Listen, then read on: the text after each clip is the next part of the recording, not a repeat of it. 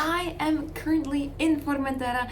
I am playing in the Sunway Formentera Chess Festival. Super awesome location. As you can see, it is super sunny. The sea is amazing, the view is amazing, and it's just really awesome overall. I'm super happy to actually record the recap outside because of the weather. But without further ado, let's get started with round one. Today was round one. I just finished my game and it was quite something. Let's talk about it. So in the first round, I knew I was going to face a really strong player. I was really excited that, I may be playing against Jules Moussard, but unfortunately, he dodged a bullet and I'm facing instead V Pranav from India, rated 2604 and also a grandmaster, by the way. So yeah, I knew what I was up against and I was playing with the white pieces, so I thought, okay, we didn't have so much time to prepare before the game, so I thought, let's switch it up because my opponent is going to prepare against e4. Let's play d4. My opponent went for knight f6 and I played knight c3. And, I was thinking, okay, I played d4 in this game. I don't want to play the London, but what about the job of a London? So my opponent went d5 here, bishop f4, and this is the job of a London. The only problem is, I know nothing about this opening. I quickly checked some lines here and there. I prepared against my opponent. He usually plays the move c5 here, but then he played a6. And then I thought, yeah, good job, Anna. It's just amazing how you know nothing about this. And after a6, I'm just out of book and I'm not sure what I'm supposed to do here. So as it turns out, many moves are just good here. I went for the move e3. I can barely see the board over here on my laptop. The sun is shining so much that it's covering my entire screen. Anyway, I went for e3. My opponent went for e6, and I was a bit surprised my opponent was playing it so passively, because usually you want to challenge this a little bit more actively, and I know from experience when I play passively against d4, I get destroyed, but okay, now I'm playing against the 2600, so it's a different story. So anyway, I went for h4 here. I was spending quite some time because I had no idea what I was doing, but after e6, I was also thinking about the move g4, but I couldn't get myself to play this move. I thought it was a bit too much. I thought, we're on move 5, how am I supposed to play g4 on move 5? I couldn't quite justify it, but turns out that's the best move in this position, and bishop d3 is also possible. But I wasn't really sure what the setup is, what I'm supposed to do here, what are the plans? So I was kind of winging it, and I played h4 instead. But after b5, my opponent had to try c5 here. But okay, b5, and here g4 I played it anyway, because now I felt more like it was supposed to happen.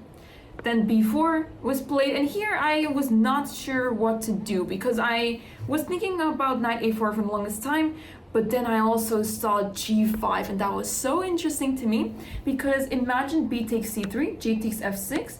Okay, if my opponent takes on f6, I'd simply take on c3, and then it's a normal position, and I feel like I should be slightly better there, I'm not sure. But I really like this, but after c takes b2, I was not sure if I can justify all of this. Let's say if takes here, I wasn't really sure where this was going with two queens on the board for each side, and let's say queen c3 check. I wasn't really sure. I thought my queen here was doing pretty good, but at the same time, if this line was not going to be played, my opponent can just capture back here on g7.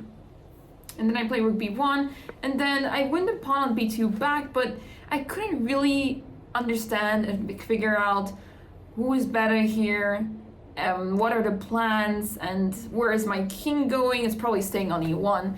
But yeah, it was all new territory for me, and I was not sure what to do. And that's why I didn't go for this line in the end. Oh Lord, I have to find this reload button. Oh, that was very hard to find. Anyway, I didn't play this.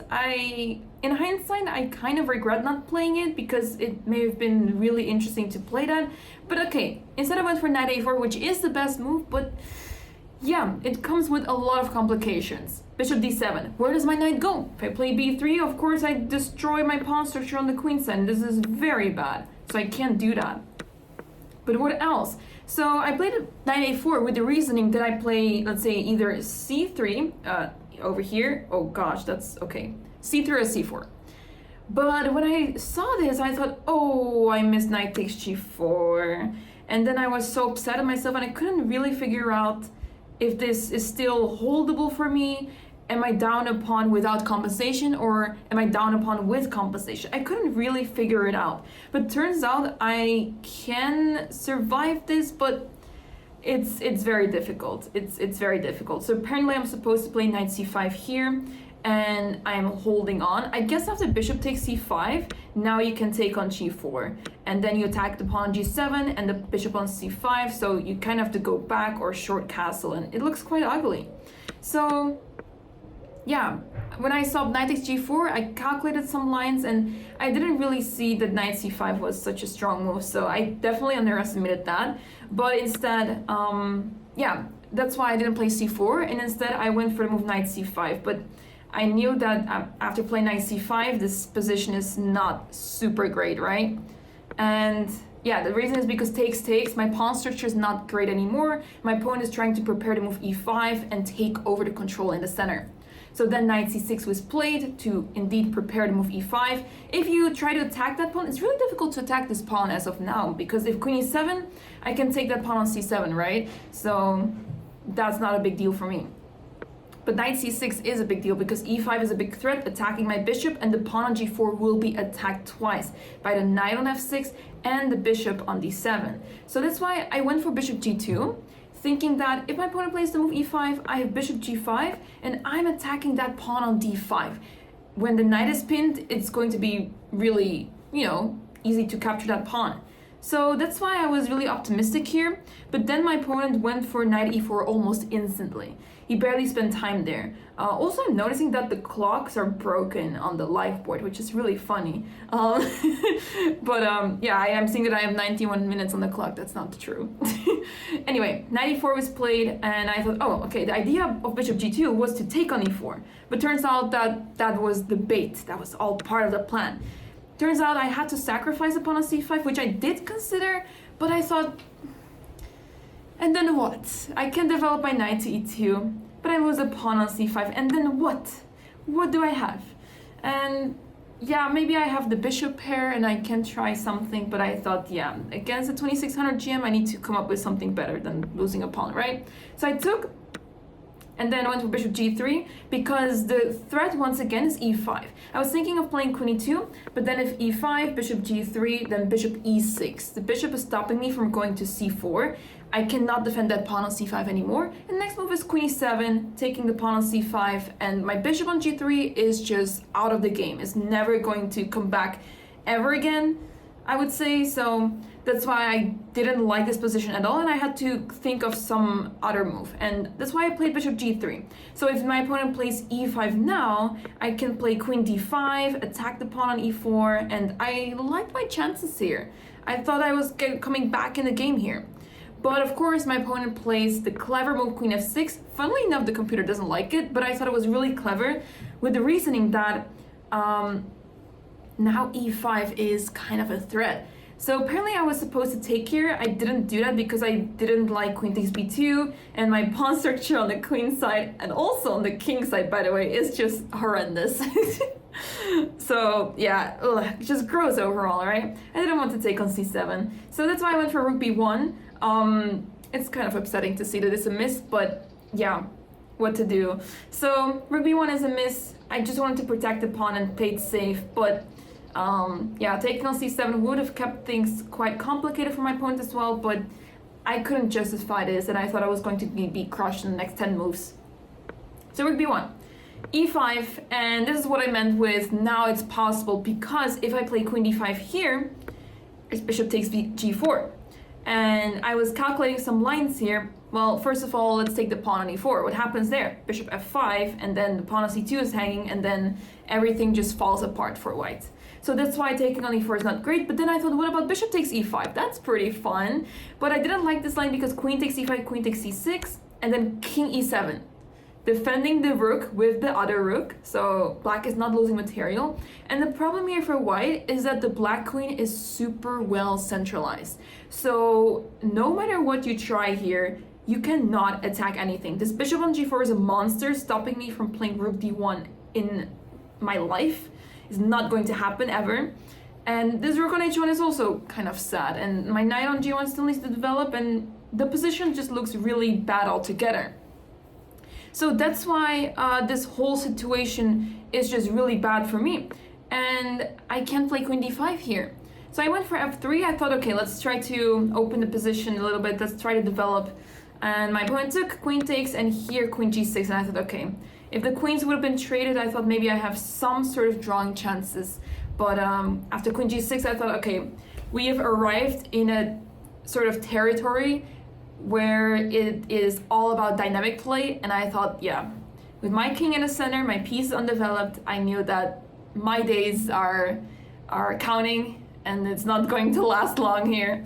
So I went bishop takes e5 because, well, the knight is pinned, so I can take the pawn. And bishop takes g4 was played, queen g2, I'm defending the pawn on c2. Long castle, h5. So the idea is that if bishop takes, I want to take that queen off the board, bishop takes, and bishop takes g7. It's still lost, but I thought, okay, if we get into an endgame, maybe I can somehow make a comeback somewhere. You never know. But my opponent went for queen e6, bishop f4. I have to leave and defend the pawn on e3. Rook d5, knight e2. Other rook comes into the game, rook g1. So here my opponent went for f5, and I was a little happy here because I thought, okay, like I have some moves in mind and I am able to play them. e4. I was really happy to play this, but, well, the problem is that it doesn't really affect my opponent's position much. So rook takes c5, pawn takes, bishop takes, and yeah, I take on g7. I was really happy that I am threatening checkmate in one. I have seen grandmasters blunder this. Well, I was not expecting my opponent to blunder this, but I thought, hey, if anything, it's there, and I tried, okay? It reminds me of when beginners are super happy to give a check to like a super high rated player, you know, like 2000 plus. And I thought, okay, like I feel like I'm in the same boat. I threatened checkmate in one against a 2600 rated player. So my day is made. Anyway, my opponent from knight d4, really clever move because the rook is defending the pawn on c7, so there's no checkmate, and at the same time I'm being threatened with checkmate. So I have to defend. Rook takes c2, rook c1. I'm still trying something. It's not over. Like it's really easy for black to blunder here. I think if my opponent was low rated, maybe I had some chances here. But of course, my opponent knows much better than this. I thought if rook takes e2, king f1, you have to be really careful with rook takes c7. And the only move here to not lose, the difference is -6, and the next best move is +8. So there's only one move here, rook e1 check. And the idea is rook takes e1, and then you give a check on c4, and you're just like crushing it with the attack. The king is not going to survive for long, and this is just, yeah, game over soon. Very difficult, actually. This is not easy at all. King f2, knight e6, and you're taking that bishop, of course, and at some point it's game over. The rook is coming in on d2, right? But not easy to find. And if someone makes the move rook takes e2 very quickly, it can go downhill very fast. So I was trying some tricks here, but my opponent went for knight f3 check. I moved the king away, rook takes, bishop takes, because otherwise if knight takes, then I'm checkmated on e1, so I can't allow that. So knight takes, bishop takes, I mean, bishop h3. I thought, okay, this is getting awkward. I went to bishop f4. I'm threatening the checkmate again, but then after queen b6, I thought I am done. I wanted to resign. Like the past few moves, I was thinking, I want to resign, I know it's over, but I couldn't find a satisfying position. But in this position, black is threatening checkmate on d1, and it's almost impossible for me to defend. I have to sacrifice all my pieces to stay alive, which is not going to last for long, of course. So I thought this was the perfect moment to resign. Too many threats in the position, and my opponent just simply, outplayed me. And yeah, it was a really tough game, but I really enjoyed it because both of us were spending a lot of time throughout the game. The game lasted for how many moves? 29 moves, but around move 10, we both spent at least 30 minutes already off the clock, like probably even more than that. So it was quite an interesting game. I really enjoyed trying out something new. I thought, you know, if there is any moment to try something new, it's against the 2600 Grandmaster, and I had a really fun time playing this game. It was really nice, and I feel like I learned quite a lot. It's nice to try out new openings and experience how it's like. So yeah, we go to the next round with a smile because I'm excited for the next one. Tomorrow is the next one. I'm so happy there's not going to be any double round, but we do have 10 rounds in total. Tomorrow we'll be back. I'm streaming my games every single day. It's really awesome to be able to stream my games. We'll be streaming on Twitch and YouTube, so make sure to tune in, and I hope to see you guys in tomorrow's recap. See you in the next one!